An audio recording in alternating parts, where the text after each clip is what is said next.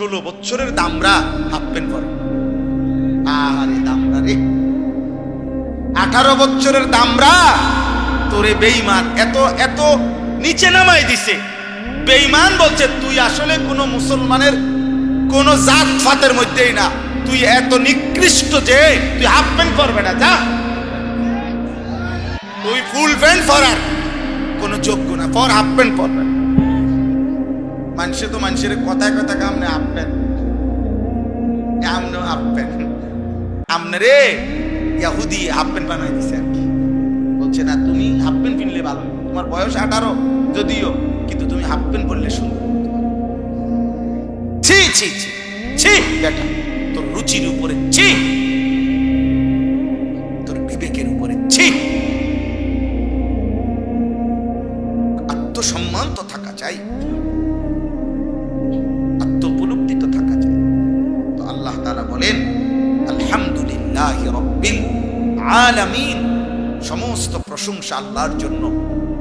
আল্লাহ তাআলা বলছেন বান্দা এই গোটা কায়নাতের মধ্যে সৃষ্টি জগতে যেখানে যত আয়োজন, যেখানে যা তোমার ভালো লাগে, যেখানে যা তোমার পছন্দ হয়, যেখানে যত কিছু তোমার জীবন চলার পথে তোমার জন্য আসছে, আছে, ব্যবহার হচ্ছে, হাসি কান্না আনন্দ বেদনা, এই জমিন ও আসমান, এই কায়নাত, ফুল ফল ফসল, মানুষ স্ত্রী পুত্র নারী ছেলে মেয়ে, যত আয়োজন, জগৎ জুড়ে যত সৃষ্টি, জগৎ জুড়ে যত আয়োজন, যেখানে যা কিছু সব কিছু আমি আল্লাহর দেওয়া, আমি আল্লাহর দেওয়া। যেটাই তোমার ভালো লাগে, যেটাই তোমার কাজে লাগে, যেটাই তোমার প্রয়োজনে লাগে, যেটাই তোমার জন্যে তুমি ব্যবহার করছো, গ্রহণ করছো, উপভোগ করছো, নিচ্ছ, আল্লাহ বল সব আমার দেওয়া, আমার দেওয়া, আমার দেওয়া, আমার দেওয়া। অতএব ইনসাফ আর বিবেকের দাবি যদি প্রশংসাই করতে হয়, যদি গুণকীর্তনই করতে হয়, যদি ধন্যবাদই দিতে হয়, যদি কৃতজ্ঞতা আদায় করতে হয়, তো লিল্লাহ, আমি আল্লাহরই জন্য। অতএব আলহামদুলিল্লাহ, আল্লাহ বলছেন সমস্ত প্রশংসা আল্লাহর জন্য, আল্লাহর জন্য, আল্লাহর জন্য, আল্লাহর জন্য।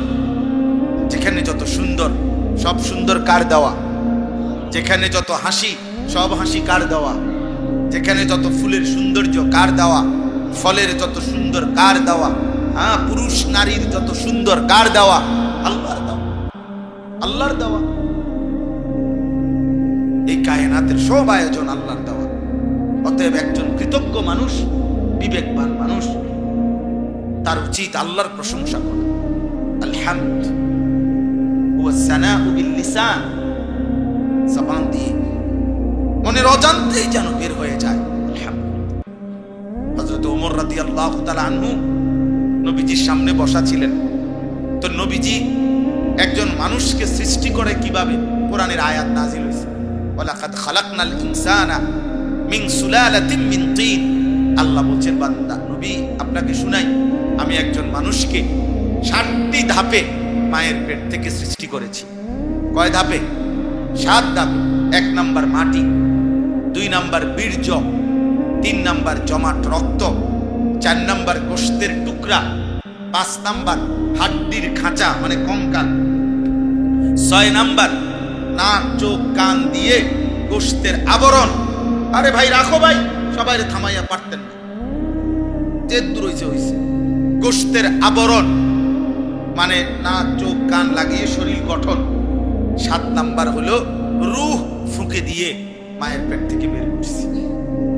এই 7টা আমি সংক্ষেপে বললাম আর কি। মাটি, বীর্য, জমাট রক্ত, গোশতের টুকরা, হাড্ডির কঙ্কাল, শরীরে চোখ নাক কান দিয়ে গোশতের আবরণ দিয়ে শরীর গঠন। আর 7 নাম্বার হলো রূহ ফুঁকে দিয়ে মায়ের পেট থেকে বের হইছে।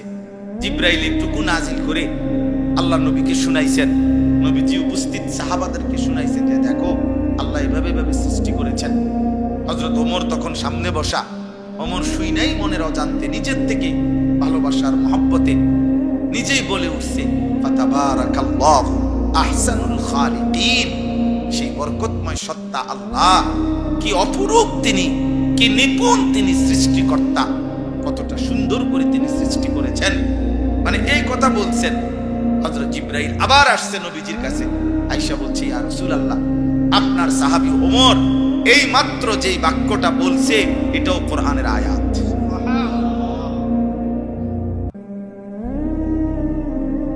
কালান্দার আরচে কুয়া দিদা কুয়া, আল্লাহর প্রিয় বান্দা যখন কিছু বলে সে যেন দেখে দেখে বলে, দেখে দেখে বলে, দেখে দেখে বলে। মানে ওমর বলছে মনের অবাক, আজান আল্লাহ বলছে এটাও কোরআন শরীফের আয়াত, এটাই আয়াতের অংশ। সুম্মা আনশানাহু খালকান আখার ফাতাবারাকাল্লাহু আহসানুল খালিকিন। এজন্য ভাইয়া এই চারদিকে সৃষ্টি দেখে প্রতিনিয়ত আল্লাহর নিয়ামত উপভোগ করে একজন বিবেকবান ইনসাফপূর্ণ মানুষের দায়িত্ব হলো রবের প্রশংসা করা। কার প্রশংসা করা? আল্লাহ তাআলা বলছে রব্বিল আলামিন, আমি গোটা জগৎ সমূহের প্রতিপালক।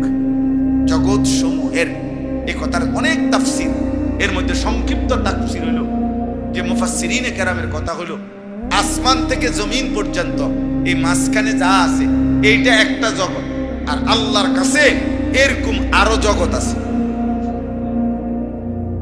আরো জগৎ। সেইটা কত আল্লাহই ভালো জানেন। হযরত কাতাদা রাদিয়াল্লাহু তাআলা আনহু তিনি বলছেন 40,000 জগৎ আছে। হযরত মুকাতিল রাহিমাহুল্লাহ তিনি বলছেন 80,000 আলম জগৎ আছে। মালিক কত বড় মালিক! এই পৃথিবীর এখনো এই প্রথম আসমানের নিচের যে গ্রহ নক্ষত্র, হ্যাঁ, সৌর জগতের বহু কিছু আজকের এই দিন পর্যন্ত মহাকাশ বিজ্ঞানীরা গবেষণা করে শেষ করতে পারে না। কোন বিজ্ঞানী গবেষণা, আমেরিকার নাসা, পৃথিবীর সবচেয়ে বড় মহাকাশ গবেষণা সংস্থা নাসা আমেরিকার, ওরা আজ পর্যন্ত ঘোষণা দেয় নাই যে মহাকাশ সম্পর্কিত যাবতীয় গবেষণা শেষ আমাদের।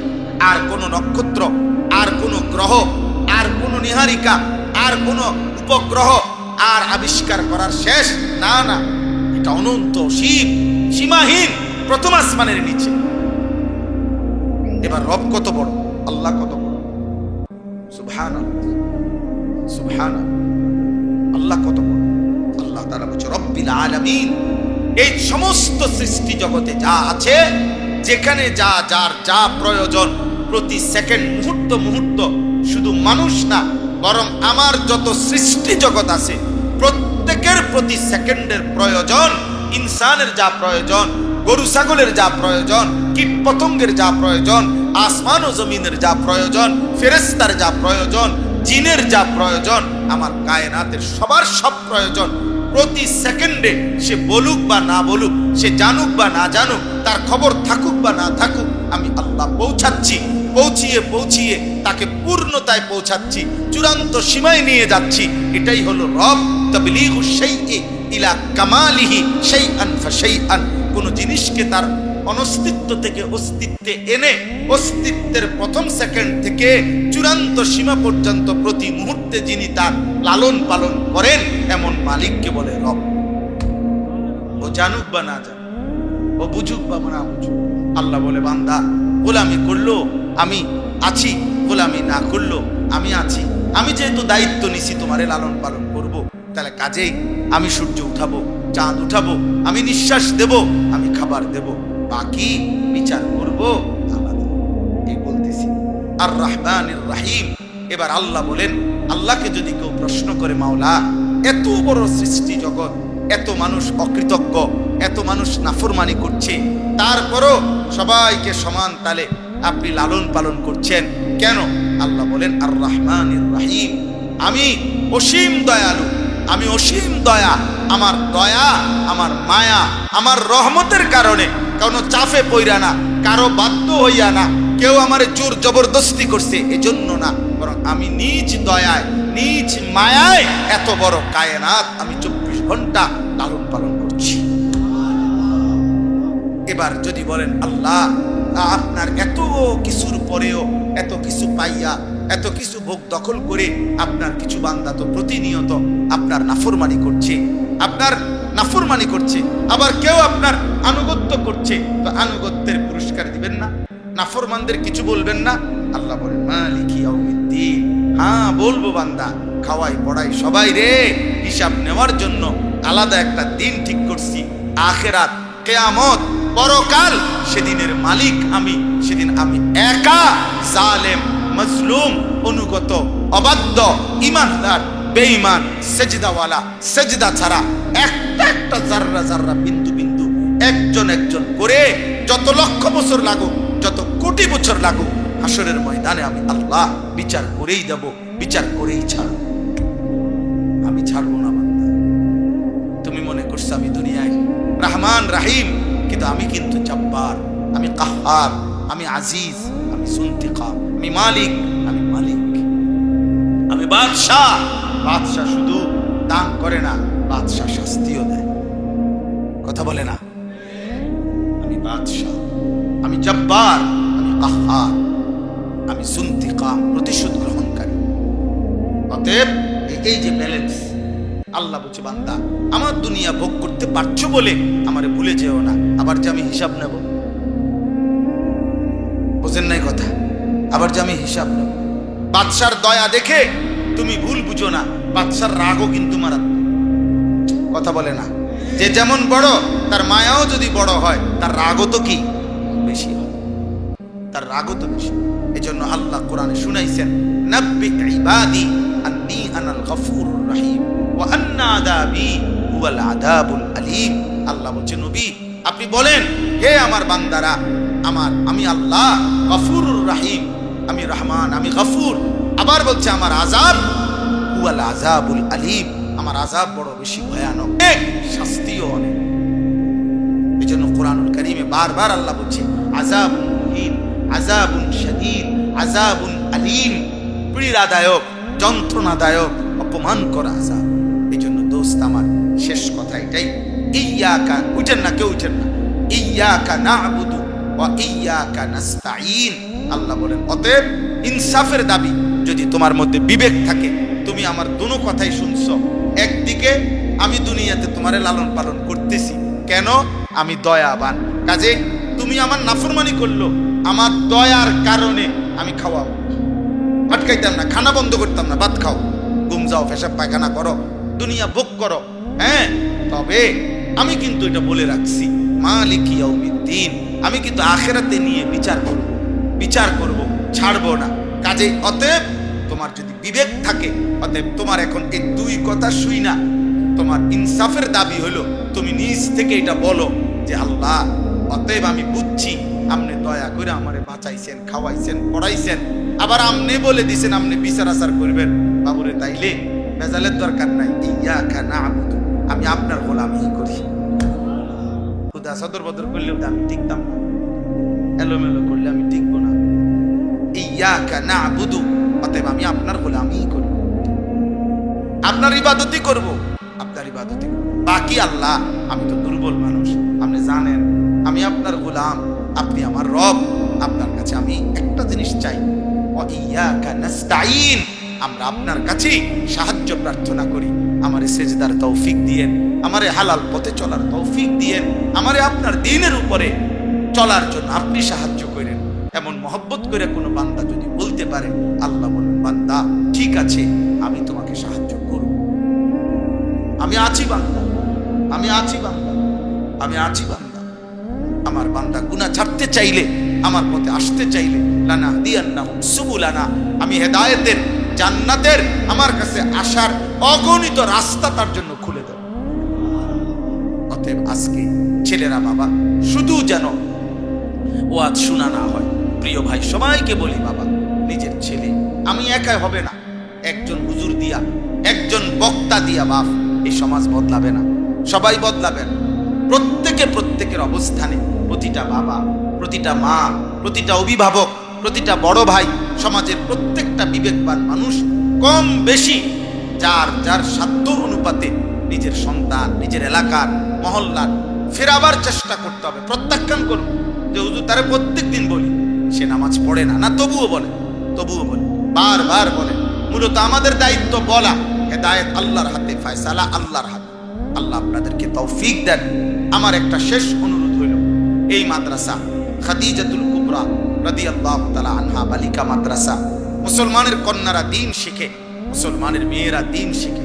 আমার শায়েখ আল্লামা মুফতি মুশতাকুর নবী কাসেমি হুজুরের একটা সবসময়ের কথা, ছেলেরা আমি তোমাদেরকেও বলি, বাবারা আপনাদেরকেও বলি, আমার হুজুর সব সময় আমার একটা কথা বলে, মৌলানা যখন যেখানে ভালো কাজের কোনো আয়োজন দেখবেন, কিছু না কিছু দিয়ে আপনি শরীক হয়ে যাবেন।